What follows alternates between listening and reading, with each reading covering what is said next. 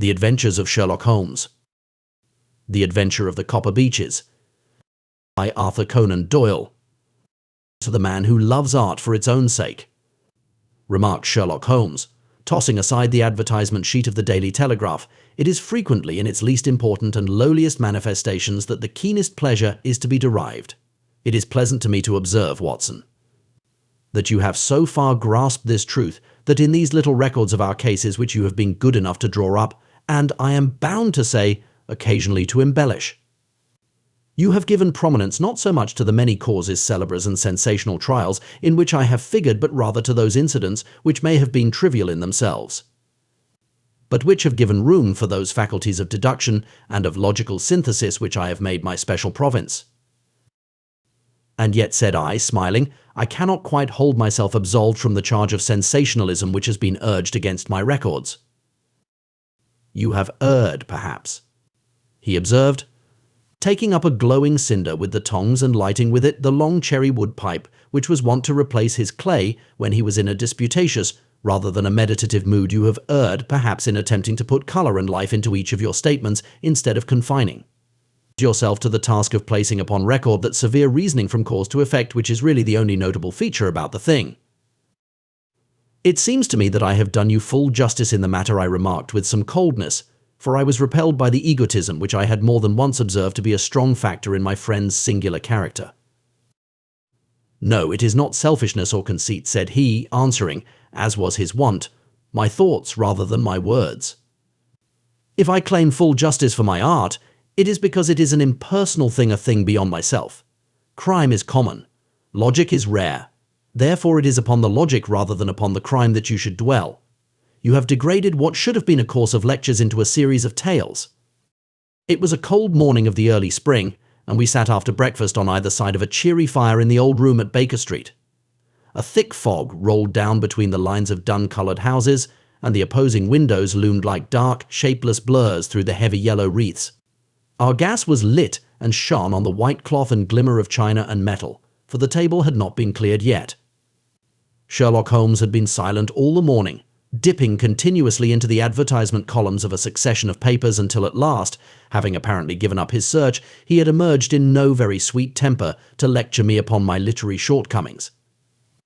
At the same time, he remarked after a pause, during which he had sat puffing at his long pipe and gazing down into the fire, you can hardly be open to a charge of sensationalism, for out of these cases which you have been so kind as to interest yourself in, a fair proportion do not treat of crime in its legal sense at all. The small matter in which I endeavoured to help the King of Bohemia, the singular experience of Miss Mary Sutherland, the problem connected with the man with the twisted lip, and the incident of the noble bachelor, were all matters which are outside the pale of the law. But in avoiding the sensational, I fear that you may have bordered on the trivial. The end may have been so, I answered, but the methods I hold to have been novel and of interest. Sure, my dear fellow, what do the public, the great unobservant public, who could hardly tell a weaver by his tooth or a compositor by his left thumb, care about the finer shades of analysis and deduction? But, indeed, if you are trivial, I cannot blame you. For the days of the great cases are past. Man, or at least criminal man, has lost all enterprise and originality. As to my own little practice, it seems to be degenerating into an agency for recovering lost lead pencils and giving advice to young ladies from boarding schools. I think that I have touched bottom at last, however. This note I had this morning marks my 0 point, I fancy. Read it. He tossed a crumpled letter across to me. It was dated from Montague Place upon the preceding evening, and ran thus. Dear Mr. Holmes, I am very anxious to consult you as to whether I should or should not accept a situation which has been offered to me as governess. I shall call at 10:30 tomorrow if I do not inconvenience you. Yours faithfully, Violet Hunter. Do you know the young lady? I asked. Not I. It is 10:30 now. Yes, and I have no doubt that is her ring. It may turn out to be of more interest than you think. You remember that the affair of the blue carbuncle, which appeared to be a mere whim at first, developed into a serious investigation. It may be so in this case also. Well, let us hope so. But our doubts will very soon be solved, for here, unless I am much mistaken, is the person in question." As he spoke, the door opened and a young lady entered the room. She was plainly but neatly dressed, with a bright, quick face, freckled like a plover's egg, and with the brisk manner of a woman who has had her own way to make in the world.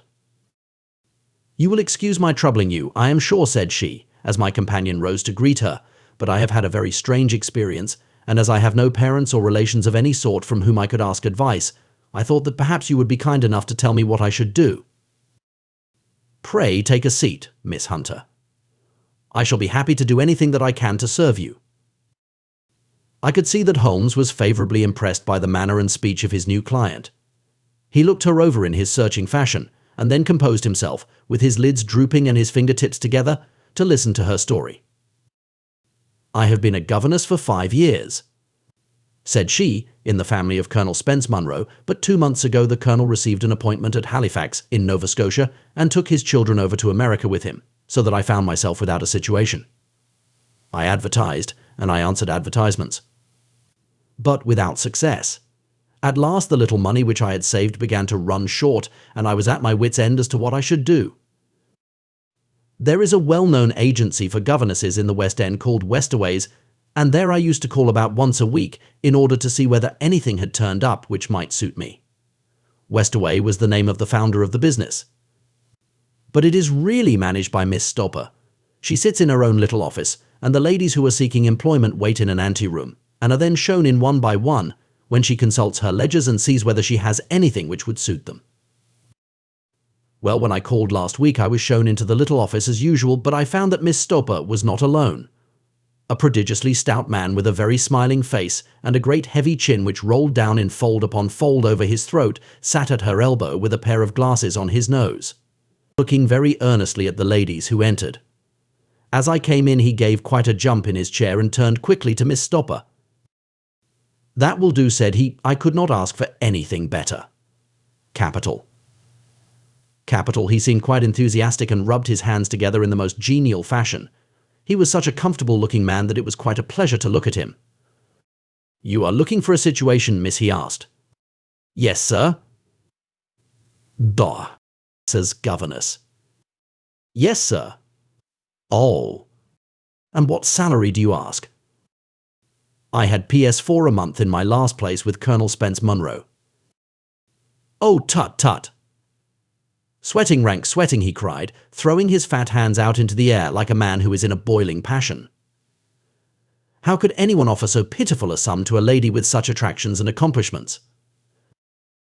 "My accomplishments, sir, may be less than you imagine," said I. "A little French, a little German, music and drawing." "Tut, tut," he cried. "This is all quite beside the question. The point is, have you or have you not the bearing and deportment of a lady? There it is in a nutshell, if you have not. You are not fitted for the rearing of a child who may some day play a considerable part in the history of the country. But if you have, why then, how could any gentleman ask you to condescend to accept anything under the 3 figures? Your salary with me, madam, would commence at PS 100 a year. You may imagine, Mr. Holmes, that to me, destitute as I was, such an offer seemed almost too good to be true. The gentleman, however, seeing perhaps the look of incredulity upon my face, opened a pocket-book and took out a note. "It is also my custom," said he, smiling in the most pleasant fashion until his eyes were just 2 little shining slits amid the white creases of his face, "to advance to my young ladies half their salary beforehand, so that they may meet any little expenses of their journey and their wardrobe." It seemed to me that I had never met so fascinating and so thoughtful a man. As I was already in debt to my tradesmen, the advance was a great convenience, and yet there was something unnatural about the whole transaction which made me wish to know a little more before I quite committed myself. "May I ask where you live, sir?" said I. "Hampshire. Charming rural place. The Copper Beeches, 5 miles on the far side of Winchester. It is the most lovely country, my dear young lady, and the dearest old country house." "And my duties, sir?" "I should be glad to know what they would be." "One child, one dear little romper, just 6 years old. Oh, if you could see him killing cockroaches with a slipper. Smack, smack, smack. 3 gone before you could wink. He leaned back in his chair and laughed his eyes into his head again. I was a little startled at the nature of the child's amusement, but the father's laughter made me think that perhaps he was joking. My sole duties, then I asked, are to take charge of a single child. No, no, not the sole, not the sole, my dear young lady, he cried. Your duty would be, as I am sure your good sense would suggest, to obey any little commands my wife might give, provided always that they were such commands as a lady might with propriety obey. You see no difficulty, hey? I should be happy to make myself useful. Quite so. In dress now, for example. We are faddy people, you know faddy but kind-hearted. If you were asked to wear any dress which we might give you, you would not object to our little whim. Hey. No, said I, considerably astonished at his words. Or to sit here or sit there, that would not be offensive to you. Oh, no. Or to cut your hair quite short before you come to us. I could hardly believe my ears. As you may observe, Mr. Holmes, my hair is somewhat luxuriant, and of a rather peculiar tint of chestnut. It has been considered artistic. I could not dream of sacrificing it in this offhand fashion. I am afraid that that is quite impossible, said I. He had been watching me eagerly out of his small eyes, and I could see a shadow pass over his face as I spoke. I am afraid that it is quite essential, said he. It is a little fancy of my wife's, and ladies' fancies, you know, madam, ladies' fancies must be consulted. And so you won't cut your hair. No, sir, I really could not, I answered firmly. Ah, very well then, that quite settles the matter. It is a pity, because in other respects you would really have done very nicely. In that case, Miss Stoper, I had best inspect a few more of your young ladies. The manageress had sat all this while busy with her papers without a word to either of us, but she glanced at me now with so much annoyance upon her face that I could not help suspecting that she had lost a handsome commission through my refusal. Do you desire your name to be kept upon the books? She asked. If you please, Miss Stoper. Well, really, it seems rather useless, since you refuse the most excellent offers in this fashion, said she sharply. You can hardly expect us to exert ourselves to find another such opening for you. Good day to you, Miss Hunter. She struck a gong upon the table, and I was shown out by the page. Well, Mr. Holmes, when I got back to my lodgings and found little enough in the cupboard, and 2 or 3 bills upon the table, I began to ask myself whether I had not done a very foolish thing, after all. If these people had strange fads and expected obedience on the most extraordinary matters, they were at least ready to pay for their eccentricity. Very few governesses in England are getting PS 100 a year. Besides, what use was my hair to me? Many people are improved by wearing it short, and perhaps I should be among the number. Next day I was inclined to think that I had made a mistake, and by the day after I was sure of it, I had almost overcome my pride so far as to go back to the agency and inquire whether the place was still open when I received this letter from the gentleman himself. I have it here, and I will read it to you. The Copper Beeches, near Winchester. Dear Miss Hunter, Miss Stoper has very kindly given me your address, and I write from here to ask you whether you have reconsidered your decision. My wife is very anxious that you should come, for she has been much attracted by my description of you. We are willing to give PS 30 a quarter, or PS 120 a year, so as to recompense you for any little inconvenience which our fads may cause you. They are not very exacting, after all. My wife is fond of a particular shade of electric blue, and would like you to wear such a dress indoors in the morning. You need not, however, go to the expense of purchasing one, as we have one belonging to my dear daughter Alice now in Philadelphia, which would, I should think, fit you very well. Then, as to sitting here or there, or amusing yourself in any manner indicated, that need cause you no inconvenience. As regards your hair, it is no doubt a pity, especially as I could not help remarking its beauty during our short interview, but I am afraid that I must remain firm upon this point, and I only hope that the increased salary may recompense you for the loss. Your duties, as far as the child is concerned, are very light. Now do try to come, and I shall meet you with the dog cart at Winchester. Let me know your train. Yours faithfully, Jeffro Rucastle. That is the letter which I have just received, Mr. Holmes, and my mind is made up that I will accept it. I thought, however, that before taking the final step I should like to submit the whole matter to your consideration. Well, Miss Hunter, if your mind is made up, that settles the question, said Holmes, smiling. But you would not advise me to refuse? I confess that it is not the situation which I should like to see a sister of mine apply for. What is the meaning of it all, Mr. Holmes? Ah, I have no data. I cannot tell. Perhaps you have yourself formed some opinion?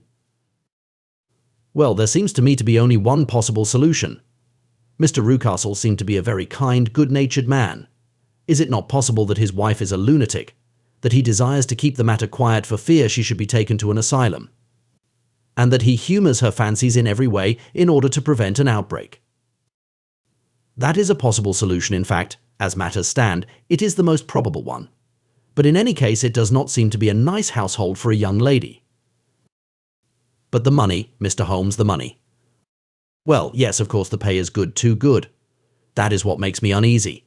Why should they give you PS 120 a year when they could have their pick for PS 40? There must be some strong reason behind. I thought that if I told you the circumstances you would understand afterwards if I wanted your help. I should feel so much stronger if I felt that you were at the back of me. Oh, you may carry that feeling away with you. I assure you that your little problem promises to be the most interesting which has come my way for some months. There is something distinctly novel about some of the features. If you should find yourself in doubt or in danger. Danger. What danger do you foresee? Holmes shook his head gravely. It would cease to be a danger if we could define it, said he. But at any time, day or night, a telegram would bring me down to your help. That is enough. She rose briskly from her chair with the anxiety all swept from her face. I shall go down to Hampshire quite easy in my mind now. I shall write to Mr. Rucastle at once, sacrifice my poor hair tonight, and start for Winchester tomorrow. With a few grateful words to Holmes, she bade us both good night and bustled off upon her way. At least, said I, as we heard her quick, firm steps descending the stairs, she seems to be a young lady who is very well able to take care of herself. And she would need to be, said Holmes gravely. I am much mistaken if we do not hear from her before many days are past. It was not very long before my friend's prediction was fulfilled. A fortnight went by, during which I frequently found my thoughts turning in her direction and wondering what strange side alley of human experience this lonely woman had strayed into. The unusual salary, the curious conditions, the light duties, all pointed to something abnormal, though whether a fad or a plot, or whether the man were a philanthropist or a villain, it was quite beyond my powers to determine. As to Holmes, I observed that he sat frequently for half an hour on end, with knitted brows and an abstracted air, but he swept the matter away with a wave of his hand when I mentioned it. Data, he cried impatiently. I can't make bricks without clay, and yet he would always wind up by muttering that no sister of his should ever have accepted such a situation. The telegram which we eventually received came late one night, just as I was thinking of turning in, and Holmes was settling down to one of those all-night chemical researches which he frequently indulged in. When I would leave him stooping over a retort and a test tube at night, and find him in the same position when I came down to breakfast in the morning. He opened the yellow envelope, and then, glancing at the message, threw it across to me. Just look up the trains in Bradshaw, said he, and turned back to his chemical studies. The summons was a brief and urgent one. Please be at the Black Swan Hotel at Winchester at midday tomorrow, it said. Do come. I am at my wit's end. Hunter. Will you come with me? Asked Holmes, glancing up. I should wish to. Just look it up, then. There is a train at 9:30, said I, glancing over my Bradshaw. It is due at Winchester at 11:30. That will do very nicely. Then perhaps I had better postpone my analysis of the acetones, as we may need to be at our best in the morning. By 11 o'clock the next day we were well upon our way to the Old English capital. Holmes had been buried in the morning papers all the way down, but after we had passed the Hampshire border he threw them down and began to admire the scenery.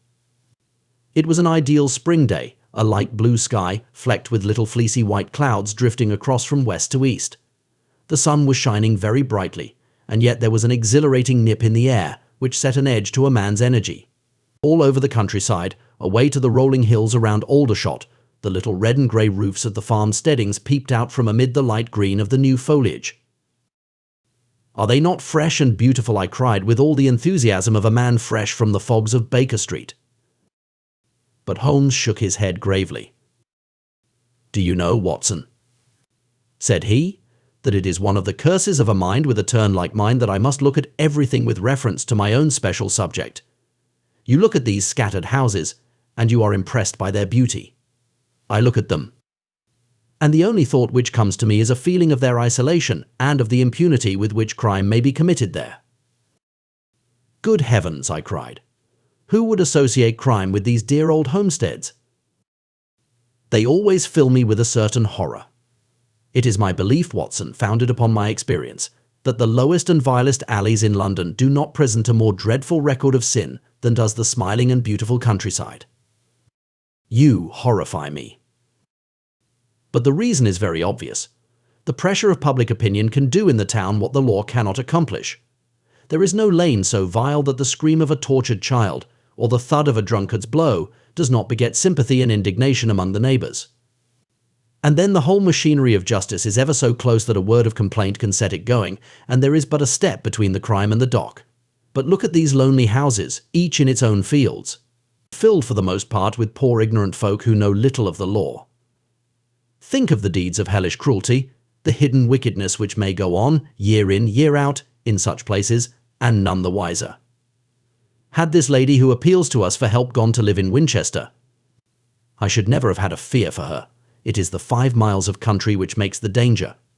Still, it is clear that she is not personally threatened.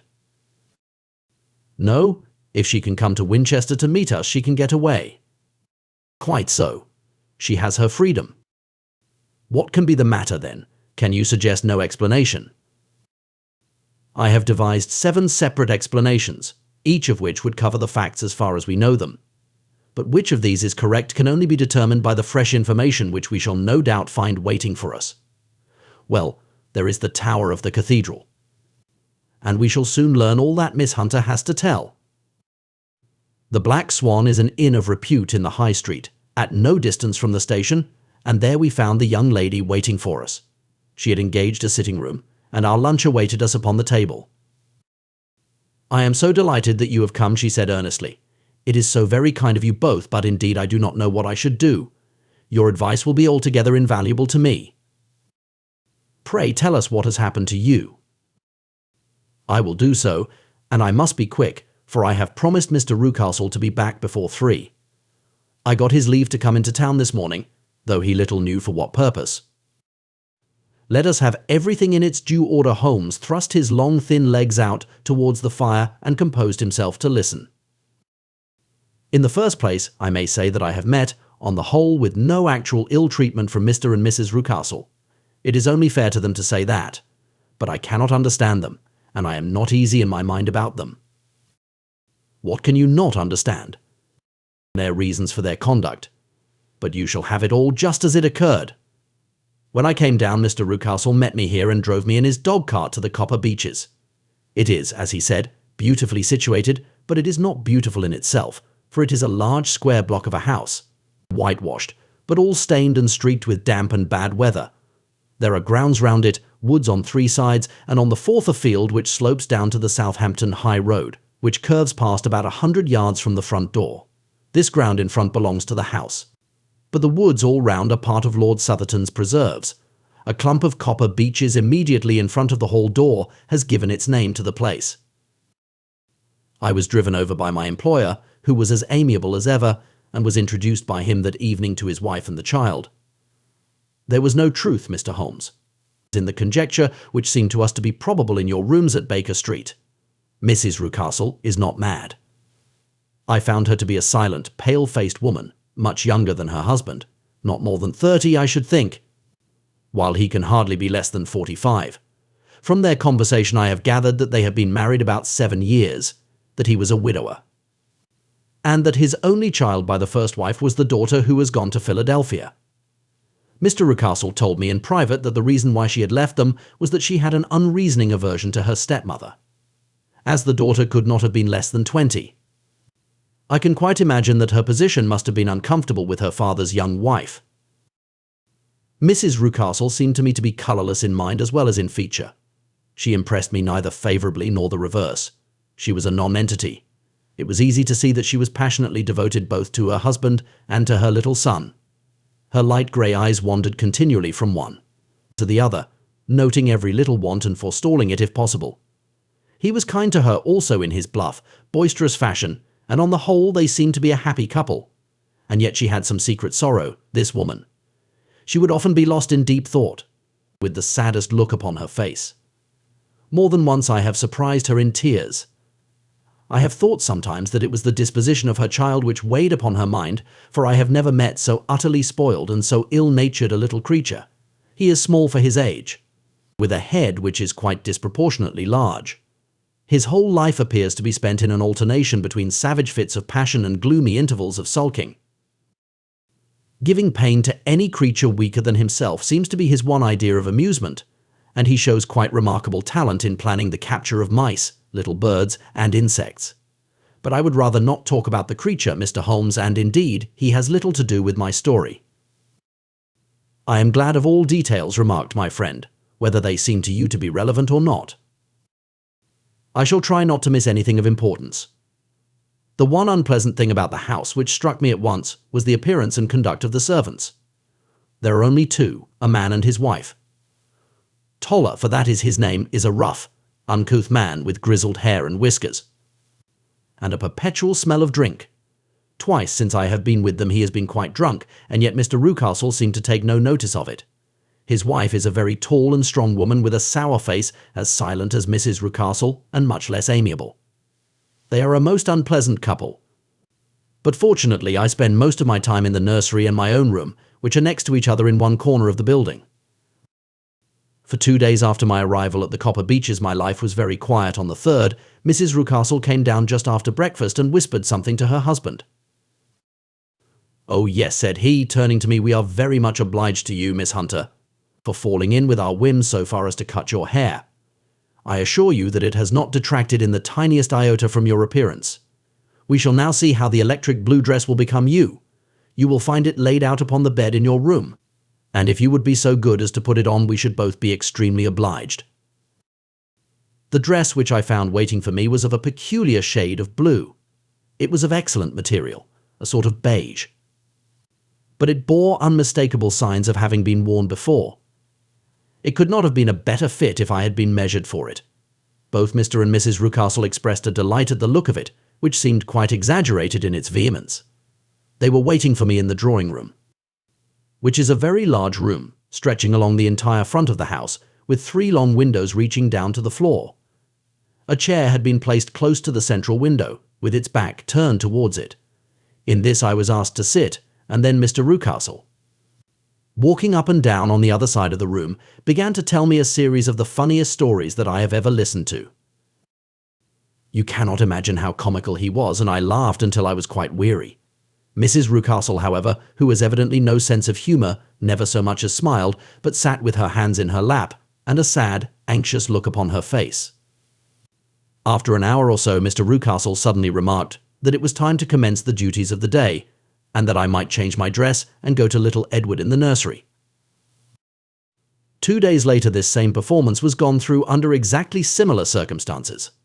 Again I changed my dress, again I sat in the window, and again I laughed very heartily at the funny stories of which my employer had an immense repertoire, and which he told inimitably. Then he handed me a yellow-backed novel, and moving my chair a little sideways, that my own shadow might not fall upon the page, he begged me to read aloud to him. I read for about 10 minutes, beginning in the heart of a chapter, and then suddenly, in the middle of a sentence, he ordered me to cease and to change my dress. You can easily imagine, Mr. Holmes, how curious I became as to what the meaning of this extraordinary performance could possibly be. They were always very careful, I observed, to turn my face away from the window, so that I became consumed with the desire to see what was going on behind my back. At first it seemed to be impossible, but I soon devised a means. My hand mirror had been broken, so a happy thought seized me, and I concealed a piece of the glass in my handkerchief. On the next occasion, in the midst of my laughter, I put my handkerchief up to my eyes and was able with a little management to see all that there was behind me. I confess that I was disappointed. There was nothing. At least that was my first impression. At the second glance, however, I perceived that there was a man standing in the Southampton Road, a small bearded man in a grey suit, who seemed to be looking in my direction. The road is an important highway, and there are usually people there. This man, however, was leaning against the railings which bordered our field and was looking earnestly up. I lowered my handkerchief and glanced at Mrs. Rucastle to find her eyes fixed upon me with a most searching gaze. She said nothing, but I am convinced that she had divined that I had a mirror in my hand and had seen what was behind me. She rose at once. "Jeffro," said she, "there is an impertinent fellow upon the road there who stares up at Miss Hunter." "No friend of yours, Miss Hunter?" he asked. "No, I know no one in these parts." "Dear me, how very impertinent. Kindly turn round and motion to him to go away.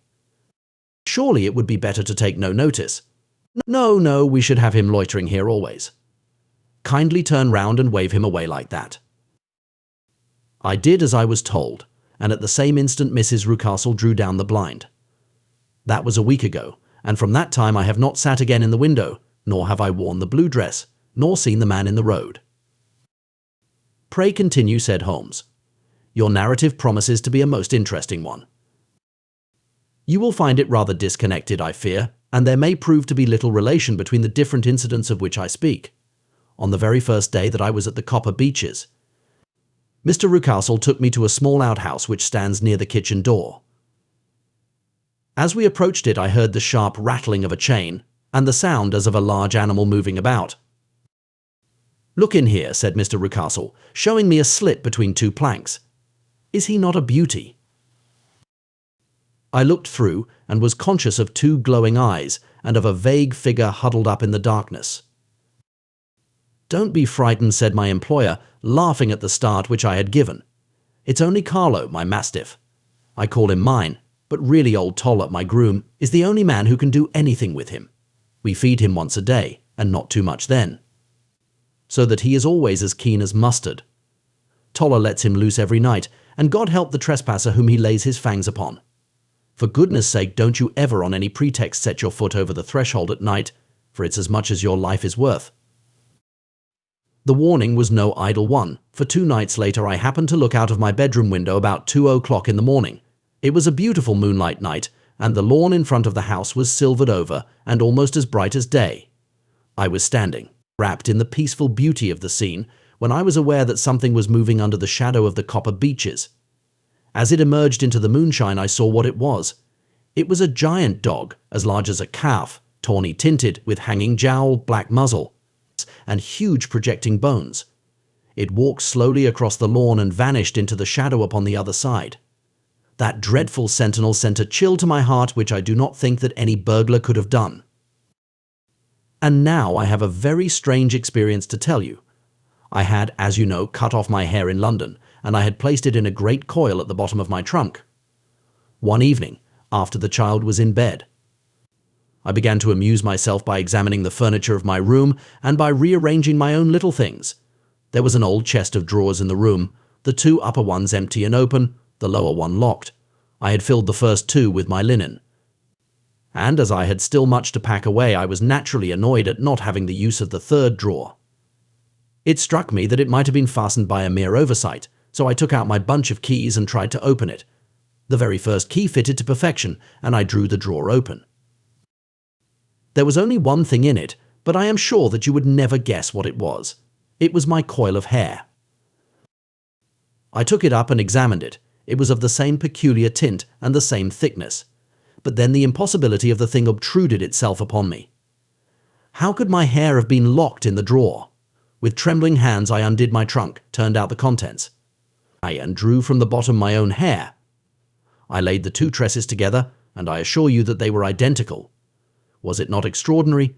Puzzle as I would, I could make nothing at all of what it meant. I returned the strange hair to the drawer. And I said nothing of the matter to the Rucastles, as I felt that I had put myself in the wrong by opening a drawer which they had locked. I am naturally observant, as you may have remarked, Mr. Holmes, and I soon had a pretty good plan of the whole house in my head. There was one wing, however, which appeared not to be inhabited at all. A door which faced that which led into the quarters of the Tollers opened into this suite. But it was invariably locked. One day, however, as I ascended the stair, I met Mr. Rucastle coming out through this door. his keys in his hand, and a look on his face which made him a very different person to the round, jovial man to whom I was accustomed. His cheeks were red. His brow was all crinkled with anger, and the veins stood out at his temples with passion. He locked the door and hurried past me without a word or a look. This aroused my curiosity, so when I went out for a walk in the grounds with my charge, I strolled round to the side from which I could see the windows of this part of the house. There were 4 of them in a row, 3 of which were simply dirty, while the 4th was shuttered up. They were evidently all deserted. As I strolled up and down, glancing at them occasionally, Mr. Rucastle came out to me, looking as merry and jovial as ever. "Ah," said he, "you must not think me rude if I passed you without a word, my dear young lady. I was preoccupied with business matters." I assured him that I was not offended. "By the way," said I, "you seem to have quite a suite of spare rooms up there, and one of them has the shutters up."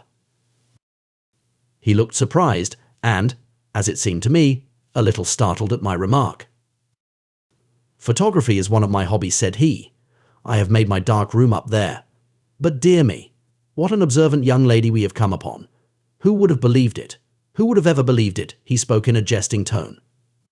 But there was no jest in his eyes as he looked at me. I read suspicion there and annoyance, but no jest. "Well, Mr. Holmes, from the moment that I understood that there was something about that suite of rooms which I was not to know, I was all on fire to go over them. It was not mere curiosity, though I have my share of that. It was more a feeling of duty, a feeling that some good might come from my penetrating to this place.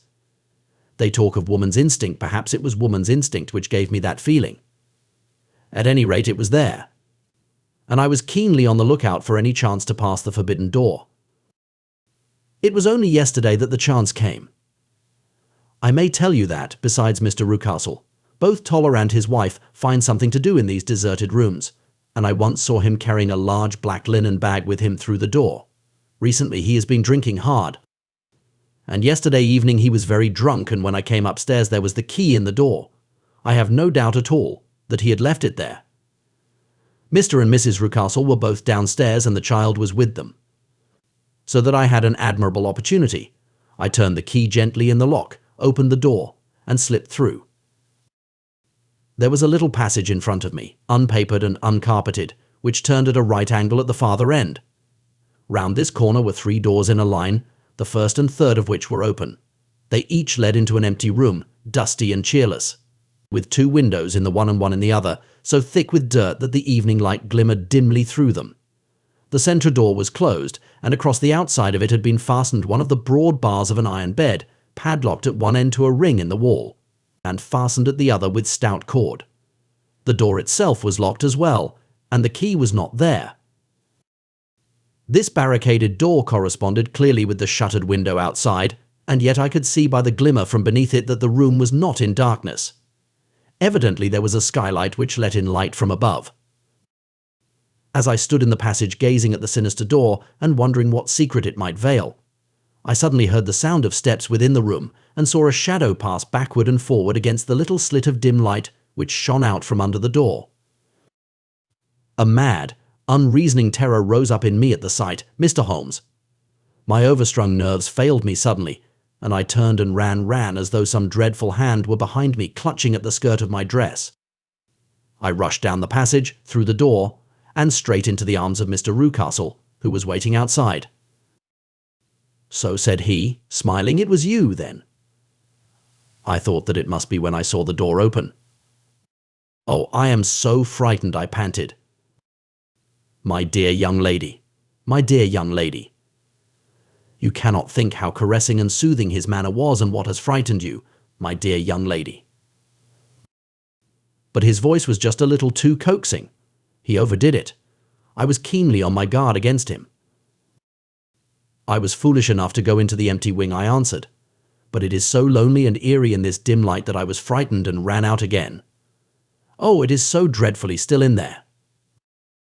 "Only that," said he, looking at me keenly. "Why, what did you think?" I asked. "Why do you think that I lock this door? I am sure that I do not know. It is to keep people out who have no business there." Do you see, he was still smiling in the most amiable manner. I am sure if I had known. Well, Then you know now. And if you ever put your foot over that threshold again. Here in an instant the smile hardened into a grin of rage, and he glared down at me with the face of a demon. I'll throw you to the mastiff. I was so terrified that I do not know what I did. I suppose that I must have rushed past him into my room.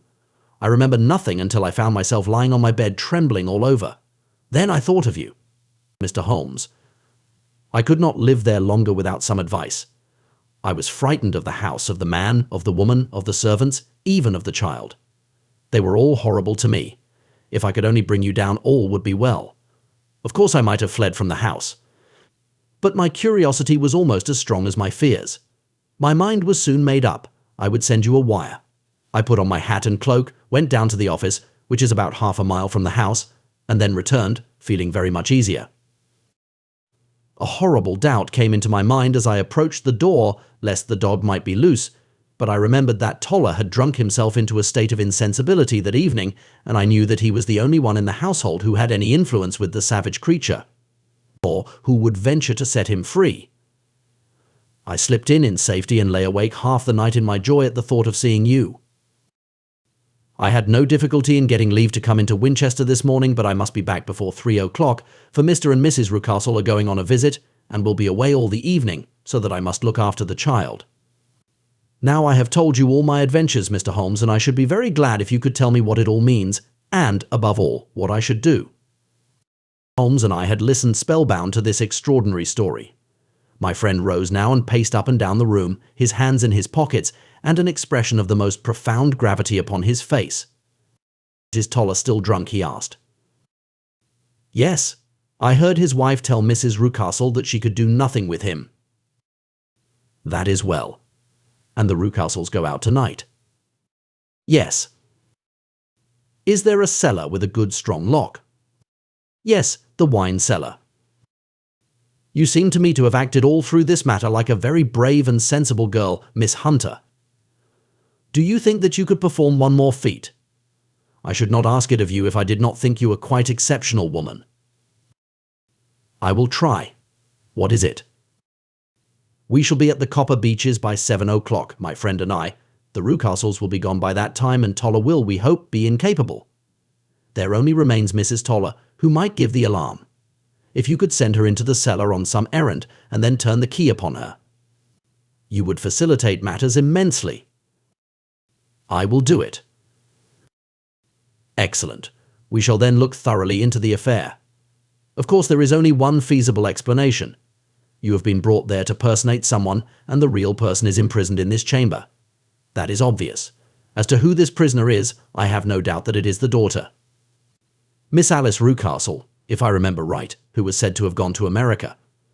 You were chosen, doubtless, as resembling her in height, figure, and the colour of your hair. Hers had been cut off, very possibly in some illness through which she has passed, and so, of course, yours had to be sacrificed also. By a curious chance you came upon her tresses. The man in the road was undoubtedly some friend of hers, possibly her fiancé, and no doubt, as you wore the girl's dress, and were so like her, he was convinced from your laughter, whenever he saw you, and afterwards from your gesture, that Miss Rucastle was perfectly happy, and that she no longer desired his attentions. The dog is let loose at night to prevent him from endeavouring to communicate with her. So much is fairly clear. The most serious point in the case is the disposition of the child." "What on earth has that to do with it?" I ejaculated. "My dear Watson, you as a medical man are continually gaining light as to the tendencies of a child by the study of the parents. Don't you see that the converse is equally valid? I have frequently gained my first real insight into the character of parents by studying their children. This child's disposition is abnormally cruel, merely for cruelty's sake, and whether he derives this from his smiling father, as I should suspect, or from his mother, it bodes evil for the poor girl who is in their power." "I am sure that you are right, Mr. Holmes," cried our client. "A thousand things come back to me which make me certain that you have hit it. Oh, let us lose not an instant in bringing help to this poor creature. We must be circumspect, for we are dealing with a very cunning man. We can do nothing until 7 o'clock. At that hour we shall be with you, and it will not be long before we solve the mystery." We were as good as our word, for it was just 7 when we reached the Copper Beeches, having put up our trap at a wayside public house. The group of trees, with their dark leaves shining like burnished metal in the light of the setting sun, was sufficient to mark the house, even had Miss Hunter not been standing smiling on the doorstep. "Have you managed it?" asked Holmes. A loud thudding noise came from somewhere downstairs. "That is Mrs. Toller in the cellar," said she. "Her husband lies snoring on the kitchen rug. Here are his keys, which are the duplicates of Mr. Rucastle's." "You have done well indeed," cried Holmes with enthusiasm. "Now lead the way, and we shall soon see the end of this black business." We passed up the stair, unlocked the door, followed on down a passage, and found ourselves in front of the barricade which Miss Hunter had described. Holmes cut the cord and removed the transverse bar. Then he tried the various keys in the lock, but without success. No sound came from within, and at the silence Holmes' face clouded over. "I trust that we are not too late," said he. "I think, Miss Hunter, that we had better go in without you. Now, Watson, put your shoulder to it, and we shall see whether we cannot make our way in." It was an old rickety door and gave at once before our united strength. Together we rushed into the room. It was empty. There was no furniture save a little pallet bed, a small table, and a basket full of linen. The skylight above was open, and the prisoner gone. "There has been some villainy here," said Holmes. "This beauty has guessed Miss Hunter's intentions and has carried his victim off." "But how?" "Through the skylight. We shall soon see how he managed it." He swung himself up onto the roof. "Ah, yes," he cried. "Here's the end of a long light ladder against the eaves. That is how he did it."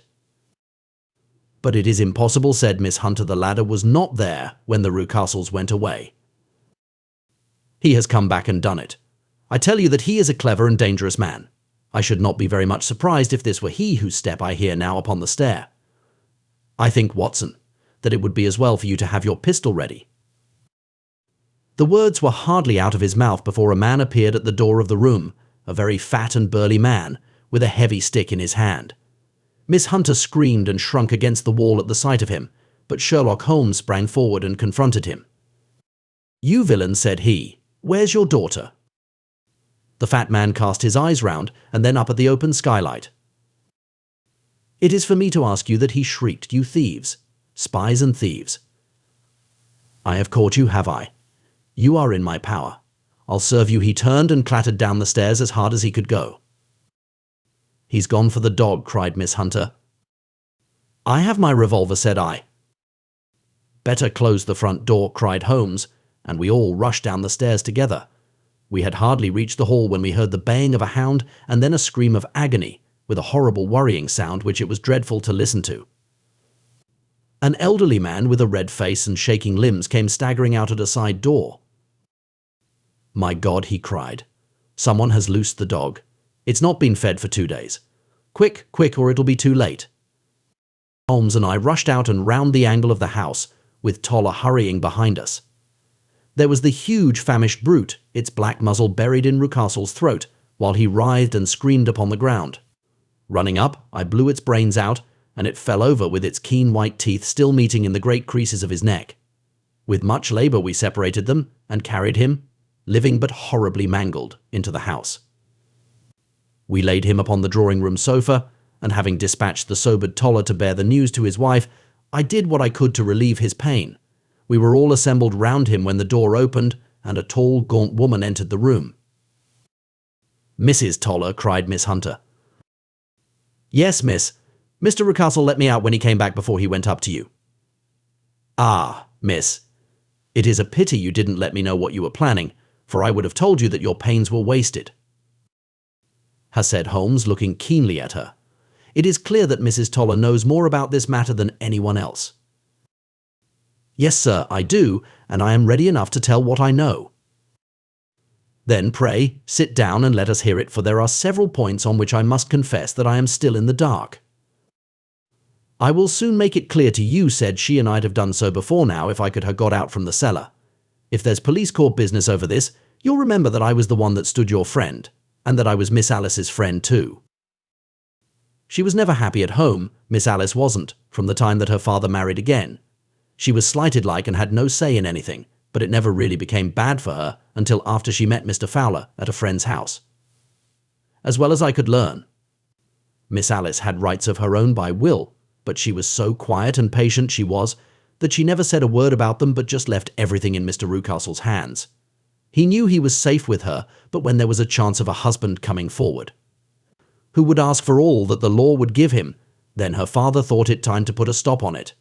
He wanted her to sign a paper so that whether she married or not, he could use her money.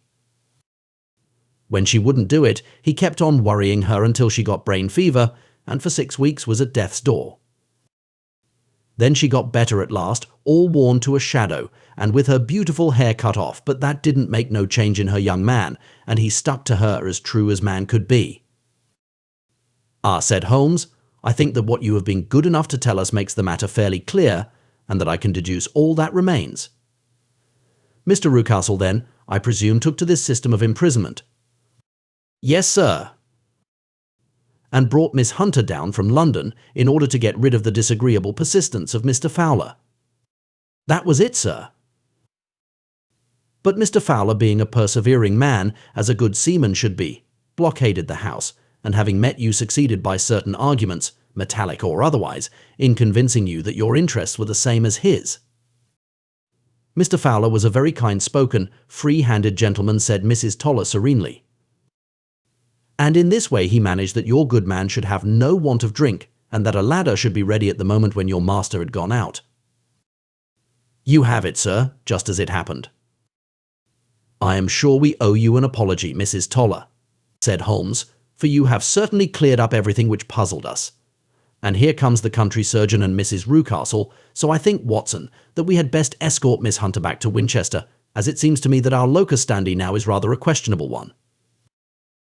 And thus was solved the mystery of the sinister house with the copper beeches in front of the door. Mr. Rucastle survived, but was always a broken man, kept alive solely through the care of his devoted wife. They still live with their old servants, who probably know so much of Rucastle's past life that he finds it difficult to part from them. Mr. Fowler and Miss Rucastle were married, by special license, in Southampton the day after their flight, and he is now the holder of a government appointment in the island of Mauritius. As to Miss Violet Hunter, my friend Holmes, rather to my disappointment, manifested no further interest in her when once she had ceased to be the centre of one of his problems, and she is now the head of a private school at Walsall, where I believe that she has met with considerable success. The end. Best audio books for free. Hopes that you have enjoyed this production of The Adventure of the Copper Beeches by Arthur Conan Doyle. This narrative is the 12th of a compendium of 12 Sherlock Holmes cases, each standing as their own short story, as published in The Adventures of Sherlock Holmes. Please subscribe to our channel on YouTube and Rumble, as your subscription is the support we need to create more great free content.